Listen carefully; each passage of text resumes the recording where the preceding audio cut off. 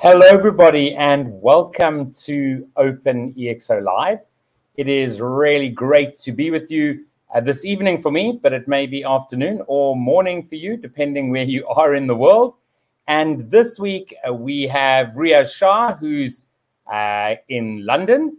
And as you can see there, we have a few people coming up. That's actually the end of Season 3 of OpenExO Live, and we have opened up the opportunity to be on OpenExO Live for the next season. So if you're an OpenExO community member and you're watching this, do head over to the marketplace where you can apply to be on OpenExO Live, where we can share your story. And before we get Riaz up on stage, I did ask Salim just to share a little bit about Riaz, and he just said, Riaz has been a major supporter and contributor to the OpenExO movement for several years. As the global head of learning for EY, he is constantly learning, and I learn something new from him every time I speak to him. Riaz's passion to help others succeed is inspiring. Take a look at One Degree Academy, and he has the best slides I've ever seen. So without further ado, I'd like to welcome up Riaz. How are you doing, I guess, this evening? It's not too late. Yes, it's just past 6 p.m. Oops, just past 6 p.m. Here in London. Apologies for that. My phone running off. Yeah, so it's fine. It's good in London. And Salim talking about slides. I mean, that I think he's saying that because I always tell him he has got the worst slides I've ever seen. That's what he means. Oh boy, you won't be the only one. So yeah, his insights rather than his slides, I think. But anyway, absolutely. Now, Riaz, I always like to start just by asking our guests to give us a bit of background about you. Now, your background, I know, is maybe fairly long, but let us know a little bit about yourself, how you actually sort of got involved in Exponential and the OpenExO community.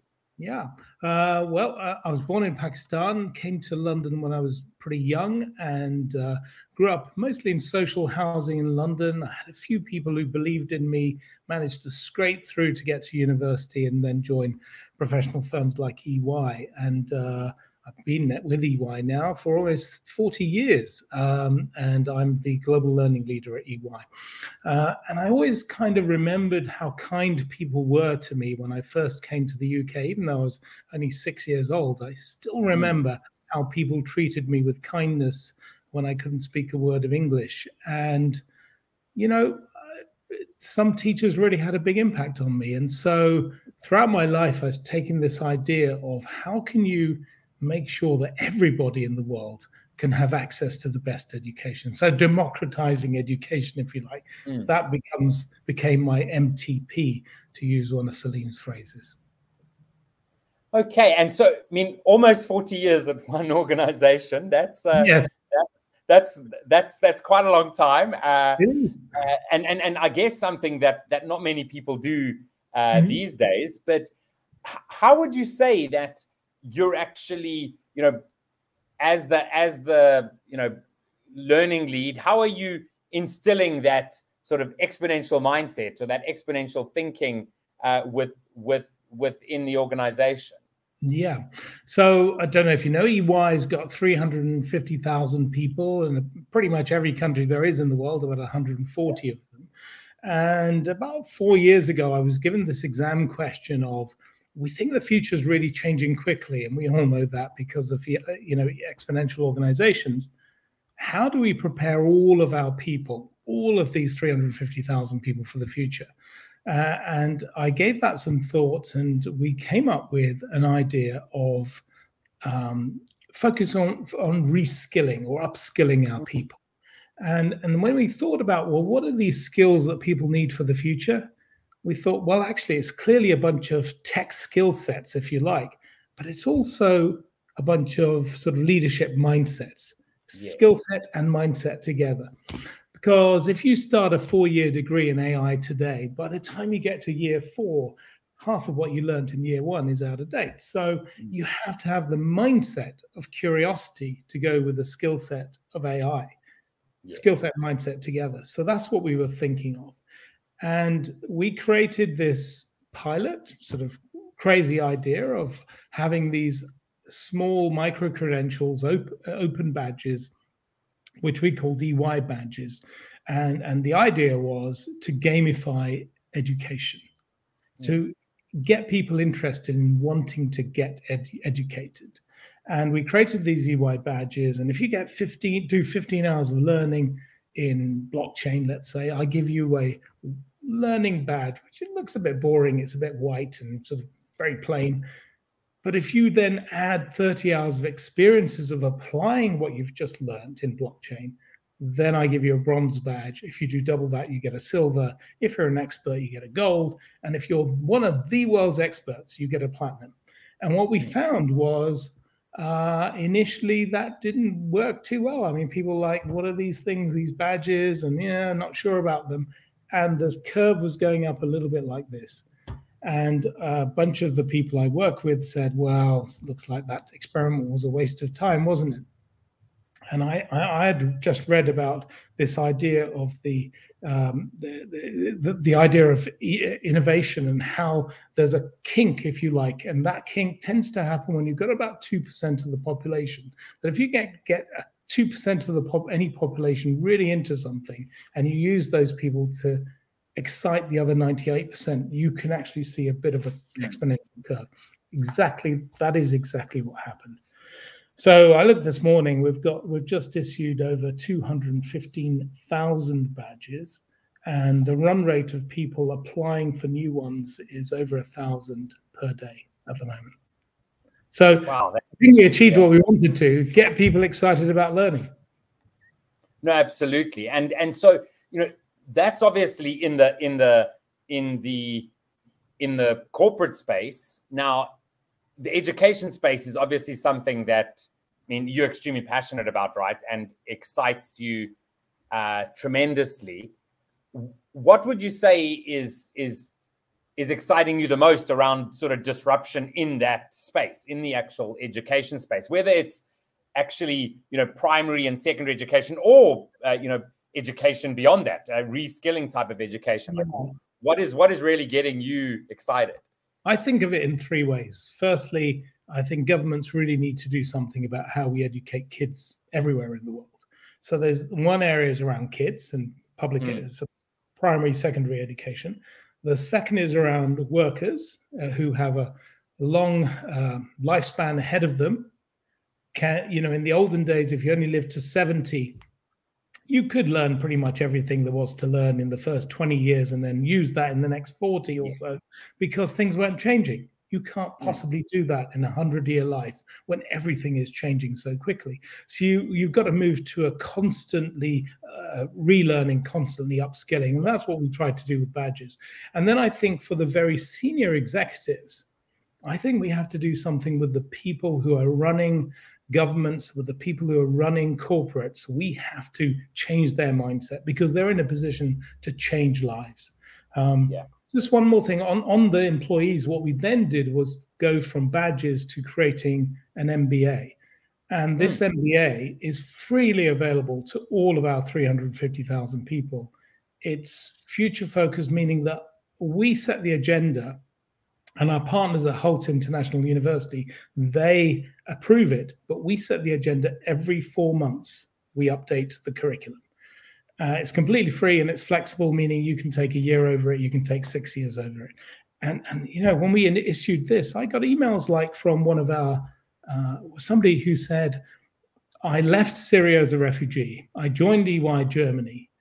Thank you so much for creating this, because when I was in Syria, I was in the middle of my MBA. I wasn't able to finish it. But you've given me the ability to finish it. And that's what's happened. Material, Riaz.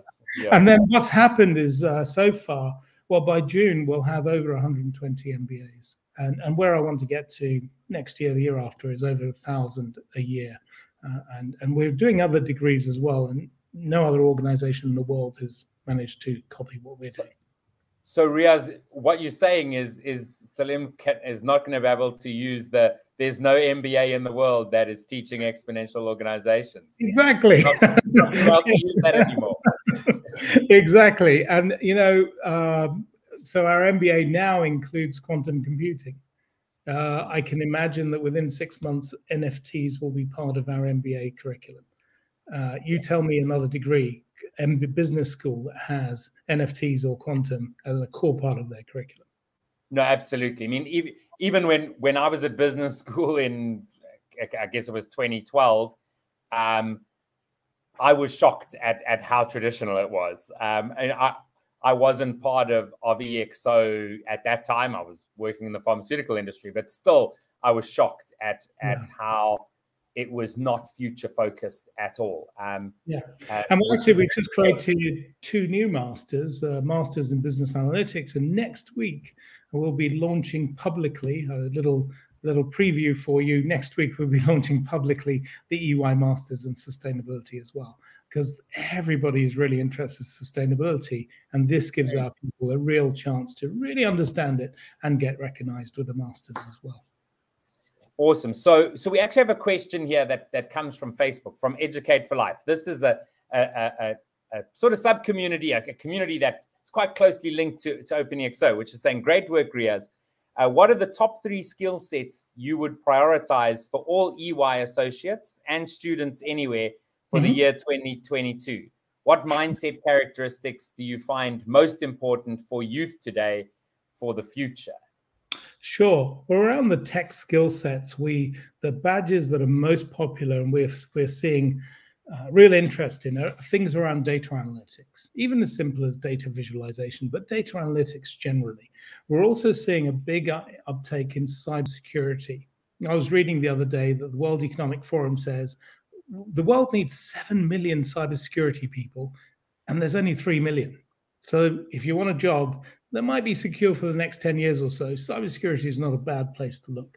And then, of course, the usual around blockchain and AI. So they're the kind of skill set things. And around mindset, we've developed in EY a leadership framework that tells everybody what we think leaders of the near future and today need to have. And you'll be happy, Kevin, because right in the middle of it's 3 concentric circles, but in the middle is a heart. And the heart says, my purpose. Because we want everybody to figure out what is their purpose, why they exist on Earth. And if they can link that to EY's purpose of building a better working world, then even better. But that's where it starts. So purpose is critical. And then in terms of mindset, we think curiosity is absolutely vital. So we're constantly talking to people about curiosity. It's one of the 3 things we look for. The next one is wellness, because we want people to look after themselves, not just work themselves too much. And finally, agility, because whatever job you're doing today ain't going to be the job you're going to be doing in 5 years' time. So agility, wellness, and curiosity.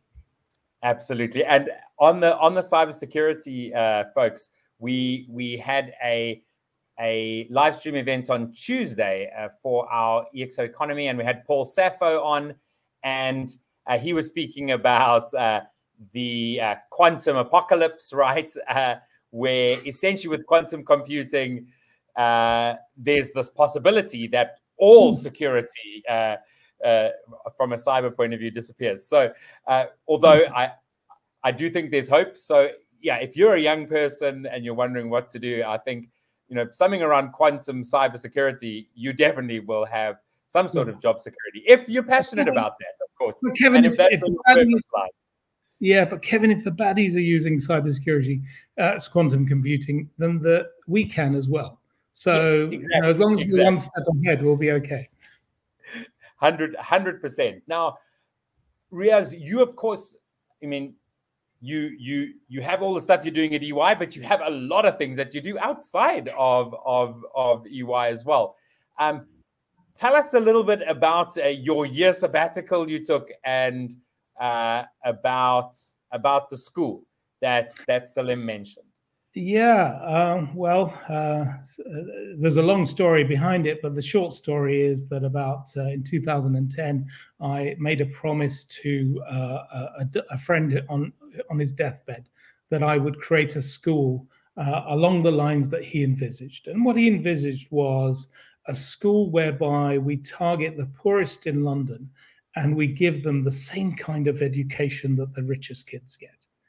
And that's not a crazy idea in the UK because the government actually allows business people or anybody to set up a school if they can convince the government that the school's going to be innovative enough.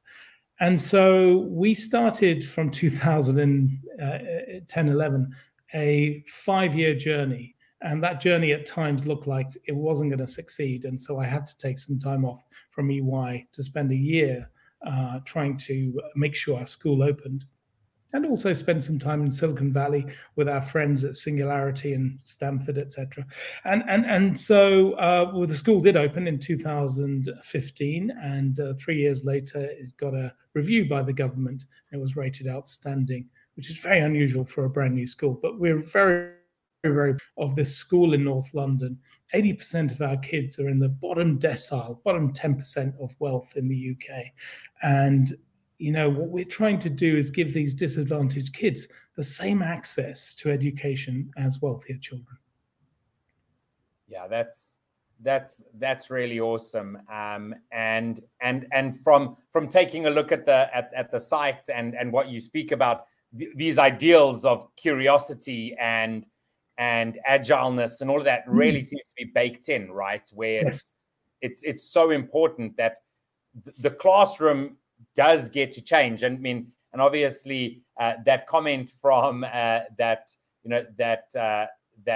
came in from Educate for Life, that is a group of people that are looking at education and saying, how do we do it differently? What can we do differently? So so that we are equipping our kids for a future world.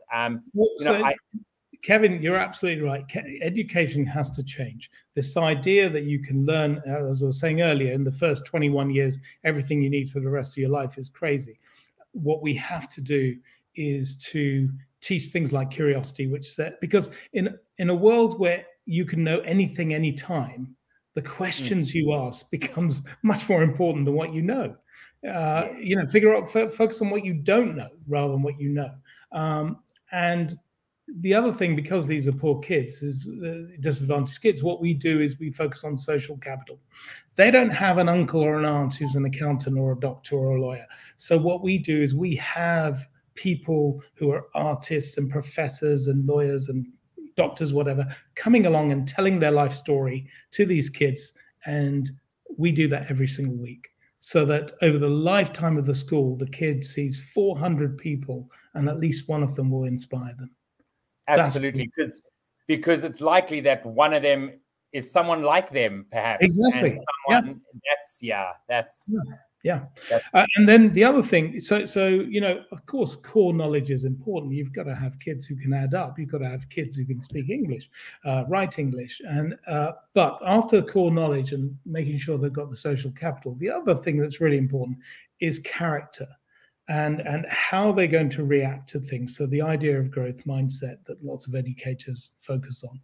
For us, we spell out the word strive in our values, and that's scholarship, teamwork, responsibility, integrity, value, and effort.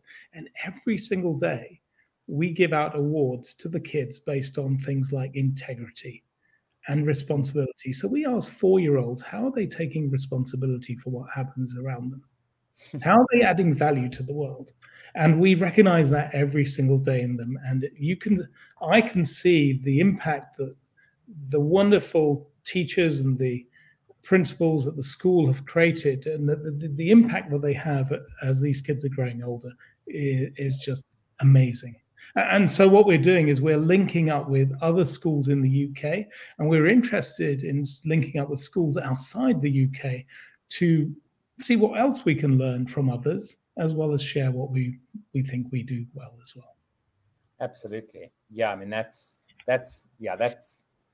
so fantastic, because there are so many schools out there. I mean, I even see with some of my nieces and nephews where I look and I'm like, wow, like that's very similar to what I had when I was at school. And then there's also some other things where I'm like, wow, that's really awesome.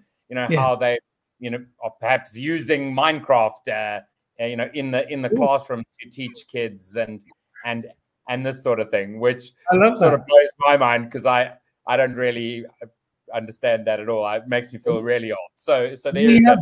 We have drones in our school. We also have a little farm as well because we want kids to have a relationship with animals and other things that they can care for. Yeah. Awesome. And you also mentioned, when you were speaking about the different sort of stages of education, the whole idea of people who are currently in the workplace, and people who are in jobs that potentially are disappearing. What do you think about that, and what opportunities are you excited about that that are helping in those spaces? Well, I think a lot of this is down to governments, but unfortunately, I don't see enough governments really taking the right actions here. And so that's where I do think there is a space for large corporates such as ours to do something. And so last week, we just introduced a new STEM, a tool, an app that teaches young girls STEM subjects. So I do think there's some responsibility that organizations like us can take and give away. And then, we're really focused on, as an organization, what is the impact we're having on the world and how can we contribute to the world in a more positive way? And so we encourage all of our people to get involved in things like the One Degree Academy that I'm involved in. There's another thing in that, I'm an advisor to a fantastic organization called Code Your Future. And what Code Your Future does is it picks up refugees and homeless people, mostly in London, I think Italy, and a couple of other places in the UK, and more recently in South Africa. And what we do is take homeless people, refugees, and put them on a program over 6 months to teach them some aspect of coding. And at the end of that, we then help them get a job. And the number of people who then get a job is huge. It's like over 90%, which is amazing because these people otherwise could be a burden on society. They could otherwise be in a job that doesn't fulfill all their potential. So it's fantastic to see that happening. EY is now supporting Code Your Future in South Africa. We're working with Black women in townships, getting them to be coders after 6 months and then helping them get a job, whether that's at EY or elsewhere. So I think it's things like that more corporates really need to step up, because I can't see the governments have the resources or sometimes the ability to do these things. Absolutely. Riaz, I could speak to you for hours, but we have come to the end of our discussion. I always like to end with this one question, which is, what is the one thing that you want to share with everyone, the one sort of takeaway that you want to share with everyone as we end off the call today? The one thing is actually around exponential technology and how technology can really enable an MTP like mine, which is all focused on opening education to all. And that is that, prior to the Gutenberg printing press, literature was only available to a privileged few.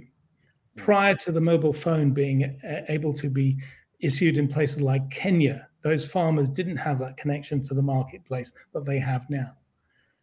And prior to technology really coming in, you and I, when we were at college, we had to make do with the bagel guy. What's the bagel guy? It's the best available guy locally to teach us. Not the best available guy or gal globally.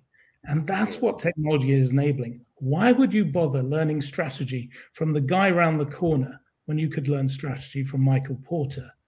And then when you want to discuss how strategy works, you could discuss it locally with your colleagues.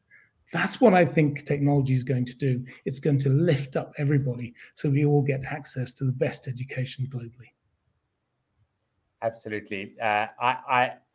I completely agree. I really love your purpose and what you're doing out there. Really great to chat to you, and yeah, looking forward to chatting to you again. Thanks so much, Keith. Kevin, see you again soon. Take care. Bye-bye. Take care, Riaz. So wonderful chatting to Riaz this evening for us. Do go check out the